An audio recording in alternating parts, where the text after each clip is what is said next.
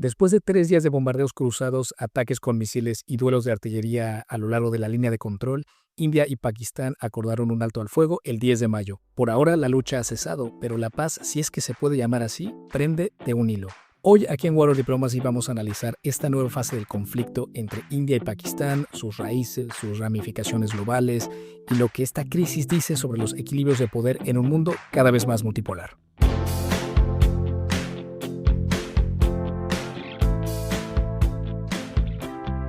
Hola a todos y bienvenidos de nuevo a un episodio de War Diplomacy, este espacio donde analizamos los grandes temas de las relaciones internacionales y la geopolítica global.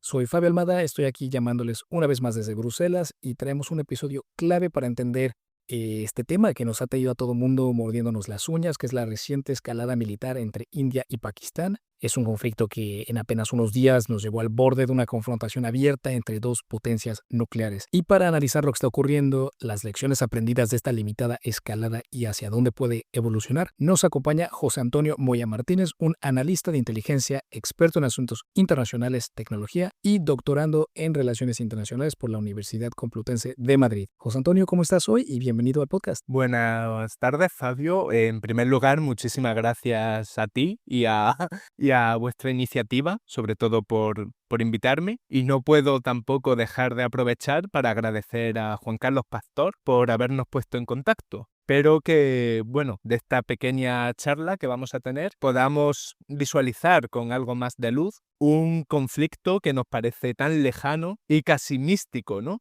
entre potencias regionales que no suelen estar en los telediarios del mundo occidental, salvo en caso de escaladas bélicas. Sí, tienes toda la razón, José Antonio. Yo también le mando un fuerte abrazo a Juan Carlos. Estamos preparando también un episodio con él sobre un tema que también queremos tocar, que es este eje que vemos, esta asociación que vemos con China, India, Rusia y Corea del Norte. Un episodio súper interesante, pero siempre lo aplazamos porque salen más crisis y crisis internacionales y no nos dejan abordarlo, pero estoy seguro que llegará el tiempo. Y simplemente para darle a nuestros oyentes una pincelada de qué vamos a hablar hoy, vamos a dividir nuestra conversación en 3 bloques principales. En el primero vamos a analizar estas causas inmediatas de esta última escalada y también la evolución histórica de qué ha llevado a India y a Pakistán a este nivel de tensión. Y también qué estrategias ambos estados han usado para manejar esta tensión, tanto en el pasado como hoy en día. En el bloque 2 entraremos un poquito más en detalle sobre esta cuestión de Cachemira, ¿no?, esta región que fue el foco de este último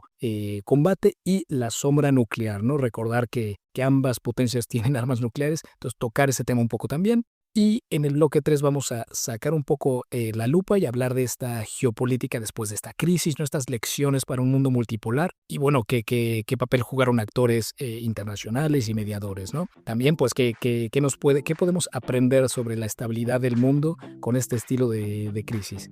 José Antonio, yo no tengo nada más que añadir, así que ¿qué te parece si vamos al primer bloque y hablamos de la evolución de este conflicto y qué nos ha llevado a esta tensión?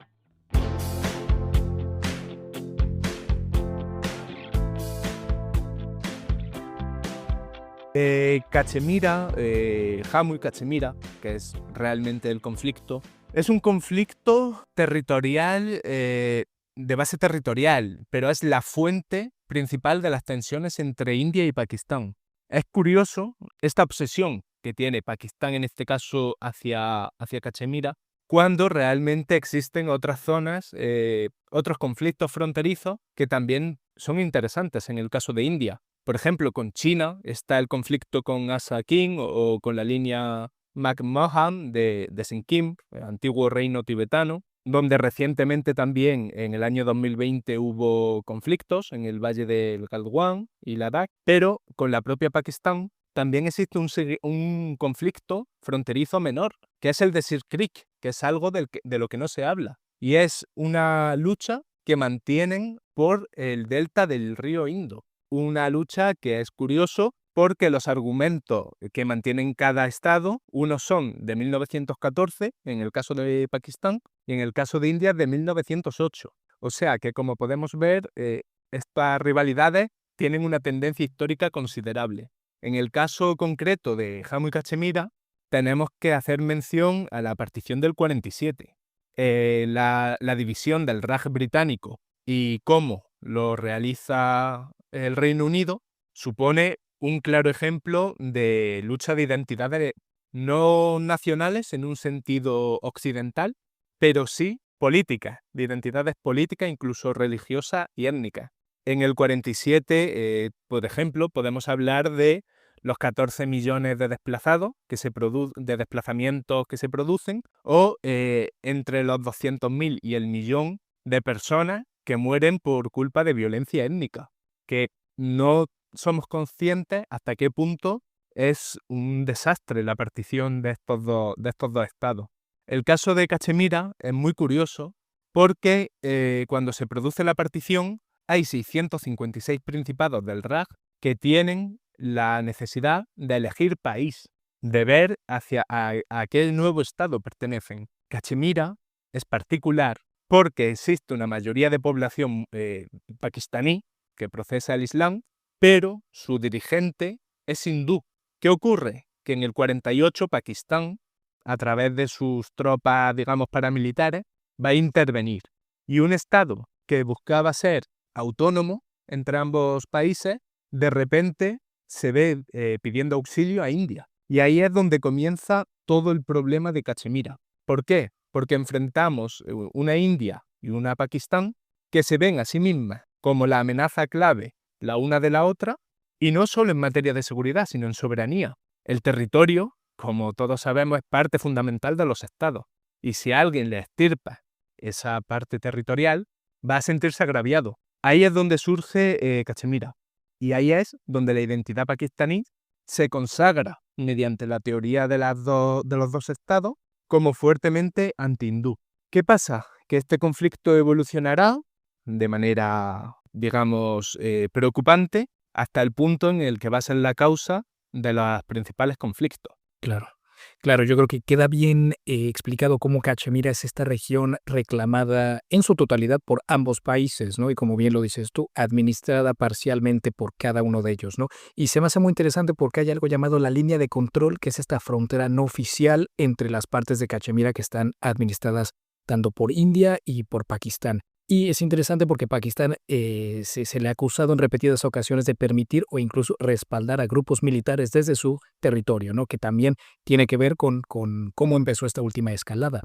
Pero bueno, simplemente una añadición más es que el panorama ya tanto regional como geopolítico ha cambiado mucho desde la última crisis que se vio en 2019, y hoy en día es interesante mencionar que la retirada de Estados Unidos de Afganistán hace que su interés en Pakistán haya disminuido un poco, ¿no? También las tendencias políticas que vemos en Estados Unidos tienen un foco en otras regiones. Por lo tanto, la situación política global también ha cambiado mucho. Entrando un poco más en foco en lo que pasó estas últimas semanas, nuestros oyentes han de estar al tanto, pero simplemente para volver a tocarlo, la crisis comienza el 22 de abril con este atentado terrorista en la región de Pahalgam, en Cachemira, controlada por India, que deja 26 civiles muertos, ¿no? Fue calificado como el peor ataque letal contra civiles en la región en más de 2 décadas. India inmediatamente culpa a militares con base en Pakistán y habla, ¿no?, de que Pakistán les apoyaba. Todavía no, o por lo menos desde mi perspectiva, no sé si estas pruebas han sido llevadas a cabo, tal. Te dejo ahora comentar un poco de ello. Pero en base a este ataque, 2 días después, el primer ministro indio Modi promete una respuesta. Un día después, India suspende un tratado de aguas del Indo, ¿no? Y comienza a interrumpir el flujo de agua hacia Pakistán. Las tensiones y las relaciones diplomáticas se empiezan a agravar más, tanto las comerciales también, las de transporte, y ahí es cuando empiezan poco a poco intercambios de fuego y bombardeos a lo largo de esta línea de control que causan bastantes víctimas civiles, ¿no? José Antonio, te dejo ahí, te paso el micrófono y si a lo mejor nos explicas un poquito más cómo ves este inicio de las tensiones y bueno, cómo terminaron pausando, porque no fue simplemente un intercambio de artillería, sino evolucionó a bombardeos, ¿no? Entonces te paso el micrófono y encantado de escuchar más. Pues muchísimas gracias por sacar este tema, porque es real, es la actualidad, es la historia que estamos viviendo con nuestros propios ojos. Es cierto que las operaciones de grupos terroristas con base de operación en Pakistán, mediante el terrorismo fronterizo contra India, son recurrentes, han sido recurrentes a lo largo del siglo XX y del XXI. No se puede negar. Ahora bien, el conflicto entre India y Pakistán Es un conflicto de escalada y respuesta limitada. A mí me sorprendió cuando el 6 de mayo, cuando de repente apareció la información sobre la Operación Sindor, era ya de noche en España, me sorprendió al día siguiente ver a personas que hablaban abiertamente de guerra. Hablar abiertamente de guerra a las pocas horas de la Operación Sindor lo que demostraba era la falta de conocimiento sobre este conflicto. ¿Por qué? Porque el terrorismo transfronterizo ocurrió en 2001. En 2001, grupos terroristas que operan desde Pakistán se introdujeron y atacaron el propio Parlamento de India. India respondió movilizando al ejército, aunque no hubo acciones. En 2002 pasó algo similar. En 2008, fueron los atentados de Bombay, que también a los oyentes más jóvenes les parecerá lejano, pero causaron un gran impacto a nivel mundial. India siguió conteniéndose de manera estratégica. En el año 2011, de nuevo ante una oleada de atentados, no respondió. En el 2016, cuando se atacó Pathankot, sí hubo una respuesta limitada. En el 2019, con Pulwama, ya Modi abiertamente realizó ataques aéreos en territorio pakistaní, que fue el bombardeo Balakot. Todo eso es un contexto que tenemos que tener presente. India, de hecho, cuando se producen los atentados de Pathankot, invita a expertos, analistas internacionales y analistas pakistaní a la base aérea para ver los efectos del atentado. Y sin embargo, Pakistán no lo hace. Y eso lleva a que India favorezca una estrategia de asociar a Pakistán con el terrorismo. Esa estrategia que en Naciones Unidas ha buscado embarrar la acción diplomática de Pakistán, hoy en día hemos visto que se ha materializado en poder duro, en la Operación Sindor. ¿Por qué? Porque India lo que está diciendo es: no vamos a permitir que Pakistán permita el terrorismo transfronterizo. Porque India lo que está buscando es producir un cambio de comportamiento en Pakistán. Pakistán, que recordemos que es un país con estructura de gobierno débil, como vimos recientemente también en el año 2020-22, con las movilizaciones sociales, que lograron tirar a un gobierno. El ejército, la estructura de mando militar pakistaní, abiertamente niega la militancia con los grupos terroristas. Pero sí que es cierto que en el caso del terrorismo contra India han dejado operar. ¿Qué pasa? Cuando se produce, como bien has indicado, el ataque en Pahalgam, que es también conocida como la Suiza, ¿no?, del Himalaya, India responde. Y responde de manera clara, porque aunque nos hemos enterado después, el 29 de abril el gobierno dio libertad operativa al ejército. Esa libertad operativa ha sido Sindor. Sindor, que India dice que ha supuesto la eliminación de más de 100 terroristas y 9 infraestructuras del terrorismo, mientras que Pakistán, en sus cifras, defiende que han sido entre 13 soldados muertos pakistaníes y más de unos 40 civiles, disparando las cifras de heridos casi a la centena en el caso de los militares y más allá de la centena en el caso de los civiles. ¿Qué pasa? Sindor es actualidad. Sindor aún es extremadamente reciente. No ha pasado más de una semana. Ahora bien, Sindor supone un cambio en la doctrina de respuesta india. Si ya Balakot supuso que India abandonase la contención estratégica y comenzase a bombardear territorio pakistaní, con Sindor, India lo que busca es que el conflicto multinivel que hay entre India y Pakistán, ¿por qué? Porque tenemos actores no estatales, tenemos el conflicto convencional y el nuclear. India ha puesto las cartas sobre la mesa y ha sido muy inteligente porque el riesgo de escalada ahora pasa a estar en Pakistán. Recientemente Modi dijo que los pakistaníes el día 10 se pusieron en contacto con el mando militar indio para comenzar a desescalar mediante conversaciones. El día 12 se suspendió ya la actividad militar. Pero no solo eso, se anula el terrorismo propiamente dicho. Y me explico. El nivel de conflicto subestatal, subconvencional, o la guerra proxy o híbrida, como se quiera llamar, pasa a estar limitada. ¿Por qué? Porque India, con Sindor, dice: toda acción terrorista va a ser considerada como acción convencional de Pakistán, lo que va a llevar a cabo una respuesta convencional. Y eso implica un conflicto. Ahora bien, hay otro punto que hablaremos también con más detalle posteriormente. El nuclear. Normalmente Pakistán siempre alegaba que usaría armamento táctico. armamento nuclear táctico. Hemos visto que ha pasado lo contrario. En lugar de haber una escalada que nos llevase a su vez a una escalada nuclear, Pakistán se ha contenido e India se ha contenido. Por lo tanto, estamos viendo que la lógica de destrucción mutua asegurada no funciona a nivel de Guerra Fría, como estábamos acostumbrados, pero Pakistán ha perdido también esa ventaja de esa ambigüedad. Y eso es algo importante también que ha logrado Sindor. Luego tenemos que pensar también que Sindor es, a su vez, una respuesta propia de India, porque India necesita bascular entre la contención, el conflicto, que no escale, y satisfacer a su propia población. Y más un gobierno como el de Modi, que sabemos que es nacionalista y populista. Claro, José Antonio, creo que aquí detallas muy bien no solamente el cambio de doctrinas de ambos, sino cómo esta cuestión del armamento nuclear hace el conflicto entre estos dos estados tan interesante y bueno, global en ese sentido, ¿no? Creo que lo último que necesita cualquier persona en 2025 en su bingo geopolítico es un ataque nuclear entre estas dos potencias, ¿no?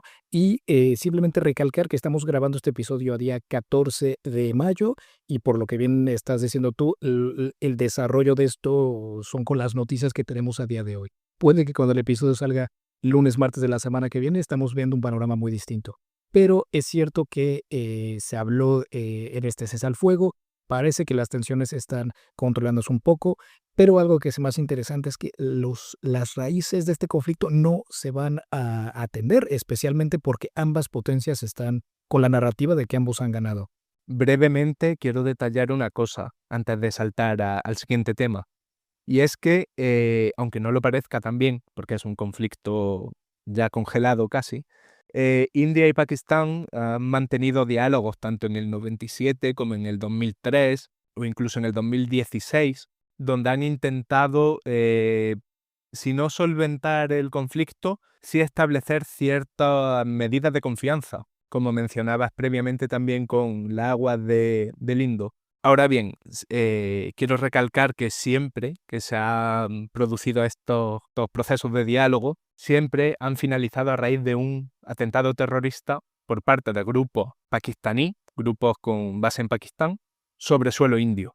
Por ejemplo, como ya he dicho, el del Parlamento, la guerra del 99 o incluso el de Bombay, que finalizó con uno de los procesos que tenían vistas de ser los más prósperos. Entonces, José Antonio, yo creo que podemos saltar a este segundo bloque y analizar un poquito más ese factor que hablas tú, ¿no? La sombra nuclear, el futuro de Cachemira y pues estas tendencias políticas que hacen que tanto India como Pakistán eleven la tensión hasta los niveles que estamos viendo.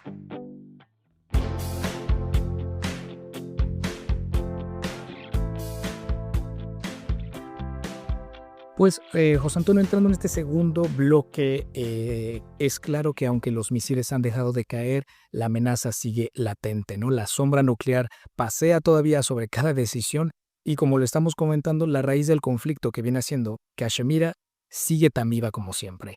Y me gustaría preguntarte a ti, ¿cómo ves este factor? ¿Tú crees que Cachemira va a seguir siendo centro de tensiones entre ambos estados? ¿Crees que va a seguir siendo un foco alto o cómo lo ves? Cachemira, bueno, Cachemira y Jammu, que nos olvidamos muchas veces de la parte de Pakistán, va a seguir siendo fuente de tensiones. Es cierto que India, en su política exterior, Modi concretamente, ha puesto de moda el eslogan de Sagar, que es del concepto de crecimiento y seguridad para todos. India, desde el año 2008 concretamente, busca ser un proveedor neto de seguridad regional, cosa que ahora Pakistán también con su nueva doctrina, Munir, quiere lograr, aunque de nuevo Munir y su doctrina llevan pocos años entre nosotros, si me permite, y prefiero pasarla un poquito por encima, pero India sí que busca ser eso. Si tú quieres ser un proveedor de seguridad neto regional con capacidad de resolver conflictos, problemas en tu región, si India quiere, busca ese rol, necesita mostrarse fuerte, necesita demostrar su capacidad que está intentando transmitir. De hecho, en el discurso a la nación, al país, del 12 de mayo, Modi hizo gala de que la gran defensa que se había hecho y esta operación Sindor se había logrado gracias al poder de las armas Made in India. Armas que también podría dar para otro capítulo completo, surgen en gran medida de la convergencia estratégica que India está teniendo con Estados Unidos. No confundir con adhesión a los principios de política exterior de Estados Unidos, porque los indios tienen sus propios objetivos, sus propios intereses y van a continuar con ellos. Convergen estratégicamente con Estados Unidos mientras le interesa, porque la rivalidad de Modi, la verdadera rivalidad regional, es hacia China, no es hacia Pakistán. Y esto implica también una propia asimetría en la percepción de amenaza.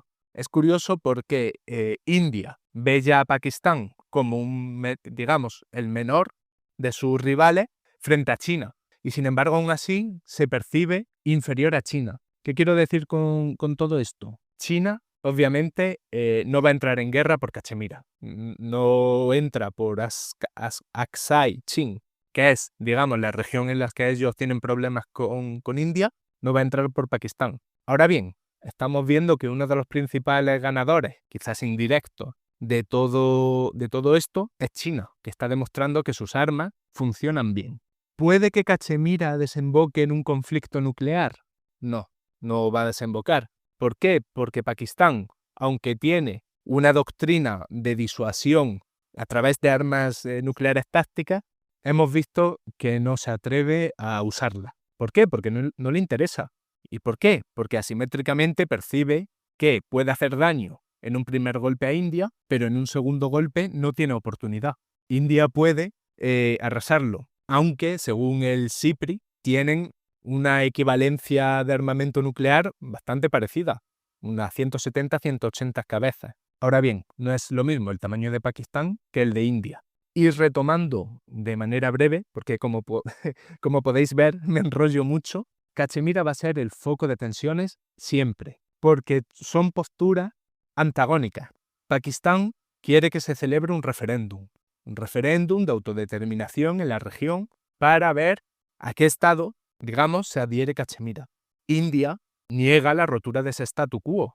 India es una acérrima defensora del statu quo, porque no le interesa. En los ciberejércitos pakistaníes, de los jóvenes más nacionalistas que comparten sus ideas en redes sociales, se puede ver cómo se habla abiertamente de una teoría del gran reemplazo de la población en la región de Cachemira por parte de India. ¿Para qué? Para deslegitimar en el caso de que se produjese un resultado que no le favoreciese. Cachemira va a ser el foco de tensiones, va a ser un conflicto que de manera recurrente va a volver a nuestras pantallas.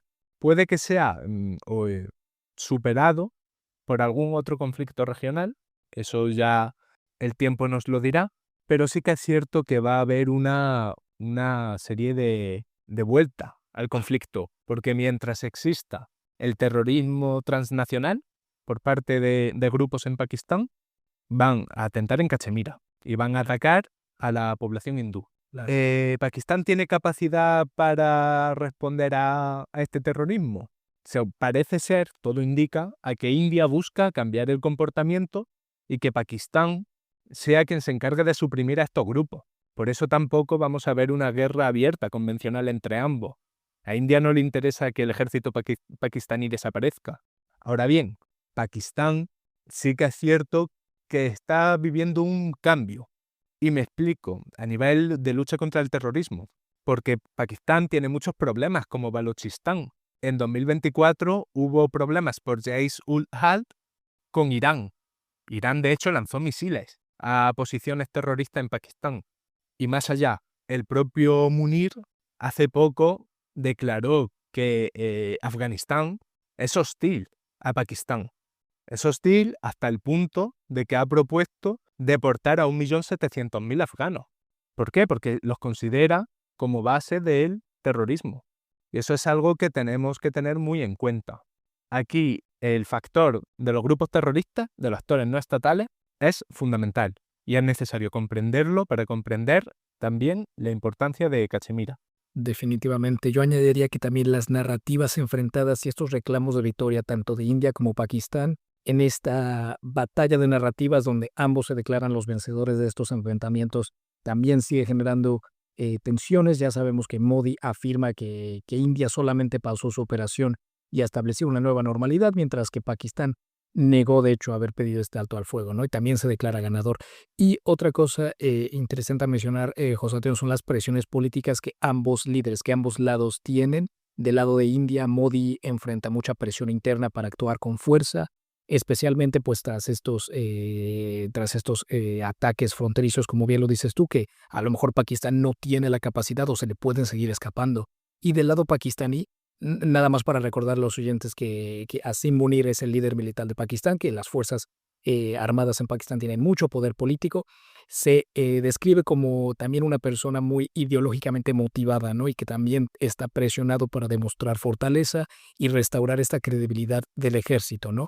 Por lo tanto, esto puede reducir el margen de maniobra para llegar a acuerdos, ¿no? Lo que también puede dar paso a que estas tensiones sigan escalando. A lo mejor, como bien dices tú, esta crisis que vimos en mayo de 2025 pausa por ahora, pero eso no significa que esto vaya a terminar o que se haya encontrado una manera de resolver la tensión de Cachemira, ¿no? Simplemente es un capítulo más de esta inevitable y continua ola de violencia en la zona.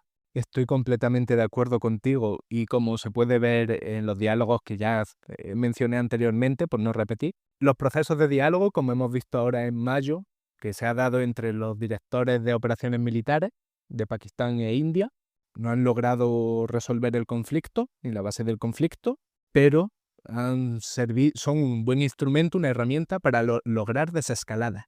De manera superficial, el conflicto se puede contener, aunque, bueno, al igual que otros tantos que existen en el mundo aún, y por desgracia, nos queda un tiempo por escuchar de este conflicto. Definitivamente. Pues José Antonio, ¿por qué no pasamos a nuestro tercer y último bloque del día de hoy y hablar un poco más de este panorama global, de los actores externos, de la región como tal, y bueno, de todas estas lecciones que podemos aprender de una crisis más en este tenso mundo multipolar?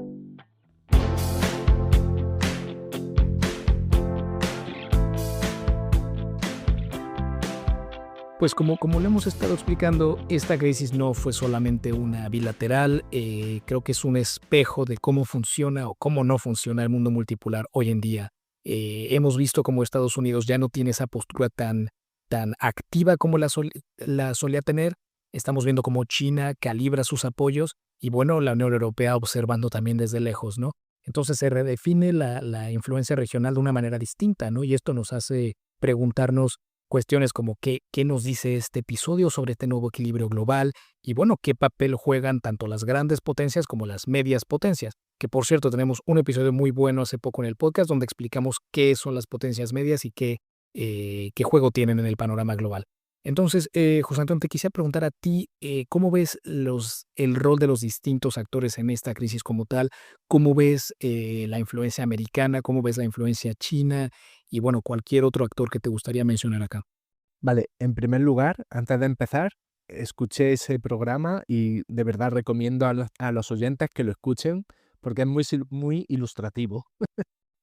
Dicho esto, recapitulando un poco, Cachemira, como tal, es un conflicto que no le interesa internacionalizar a nadie. A nadie me refiero a actores externos, porque nadie quiere gastar su capital diplomático intentando solventar un conflicto que sabe, desde el punto de partida, que no lo va a solventar.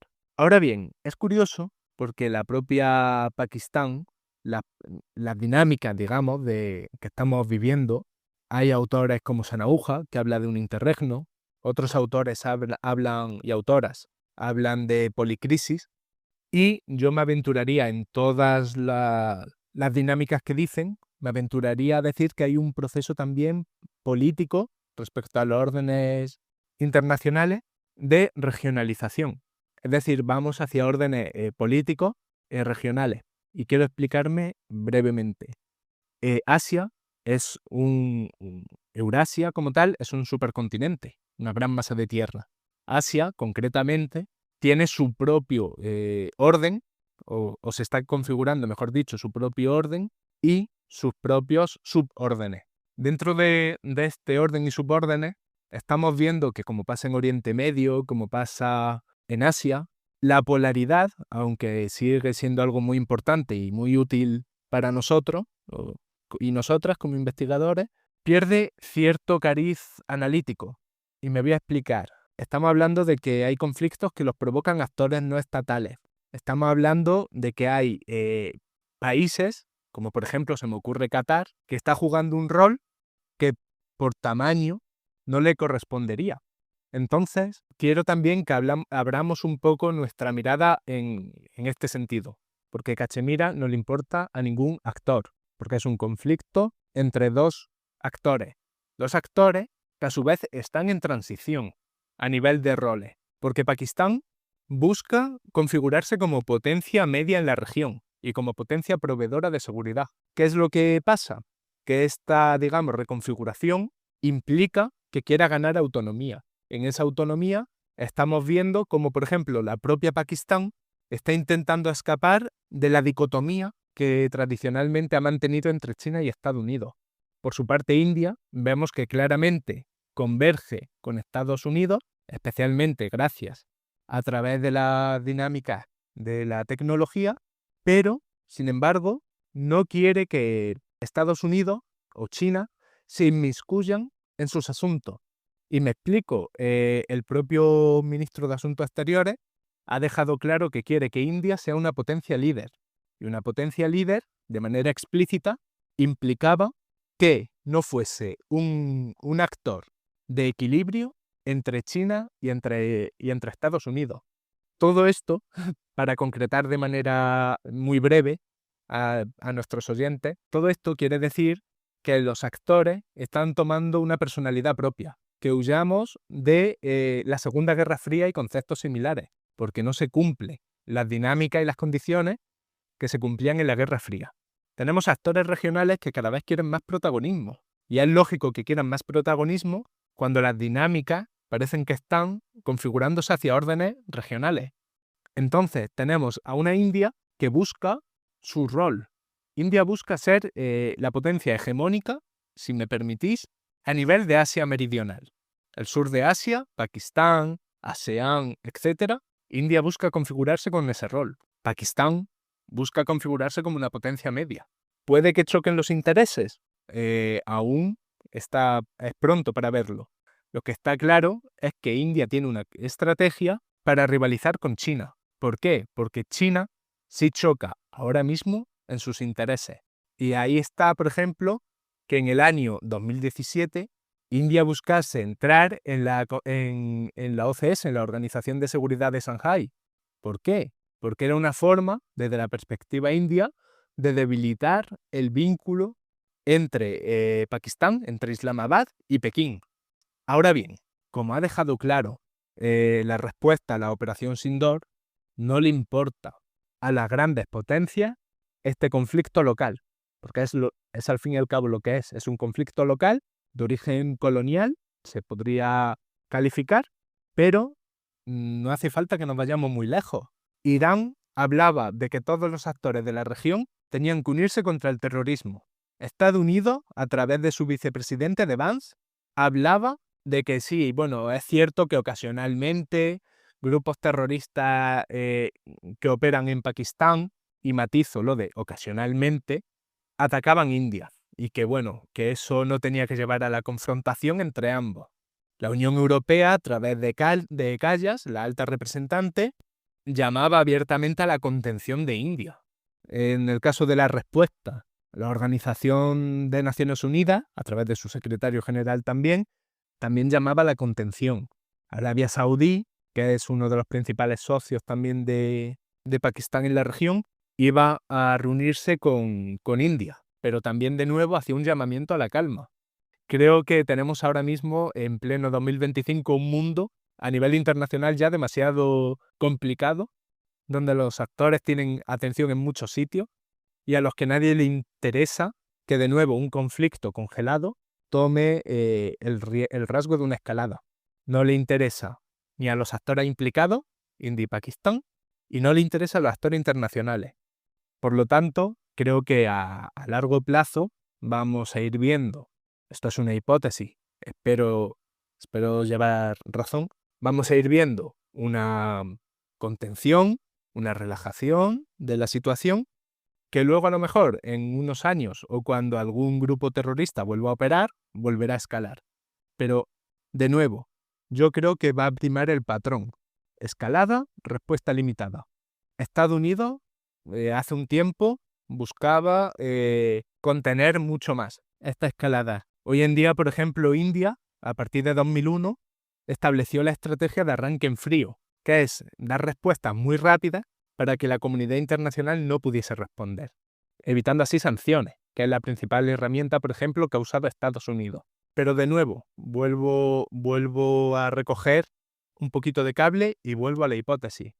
Ambos actores no quieren la escalada, satisfacen sus necesidades, digamos, domésticas, contentan a la opinión pública, al mismo tiempo de que se contienen. Veremos en el futuro qué ocurre, y yo creo que eso está claro porque, por ejemplo, Estados Unidos no ha recurrido a amenazar con sanciones. La Unión Europea no ha recurrido a amenazar con sanciones. Simplemente los actores internacionales han llamado a la calma y parece que ahora mismo la situación está desescalando. Claro, y esperemos que se mantenga así, porque como bien lo dices tú, no es en el interés de nadie que haya un conflicto armado a ese nivel, y mucho menos entre dos países con armamento nuclear. José Antonio, lo defines muy muy bien, de verdad es que creo que no tengo nada más que añadir, creo que de verdad nos planteas perfecto cuál es la postura americana, cuál es la postura china y exactamente también cuáles las posturas de los actores en la región. Creo que tenemos un episodio muy bueno, de verdad, donde no solamente empezamos analizando el contexto y las raíces de este conflicto, sino explicar bien qué sucedió, por qué sucedió y, bueno, para dónde podrían llevar las cosas. Creo que los oyentes se quedarán con una muy buena idea. Y nada, te agradezco una vez más por esta masterclass sobre India y Pakistán. Una vez más, un grande abrazo y agradecimiento a Juan Carlos por pasarme tu contacto. Y siempre tendrás un espacio aquí en el podcast. Esperemos que no sea para volver a hablar de otra escalada, pero bueno, nos podrán sorprender de nuevo. Ojalá en el futuro fuese para analizar los procesos de diálogo y los procesos que solventen el conflicto. Pero sí, yo quiero terminar dándonos las gracias de nuevo a vosotros por haberme acogido en este espacio, sin ir más lejos, a Juan Carlos por intermediar, y si me permite brevemente también llamando un poco a la calma, ¿no? A que huyamos del sensacionalismo y que intentemos siempre verificar la información.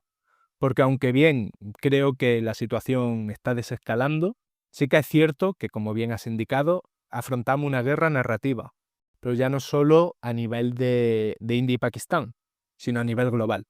Entonces, por eso a nuestros oyentes los invito a que siempre cuando encuentren una información, algo sensacionalista, paren, piensen antes de reproducirla.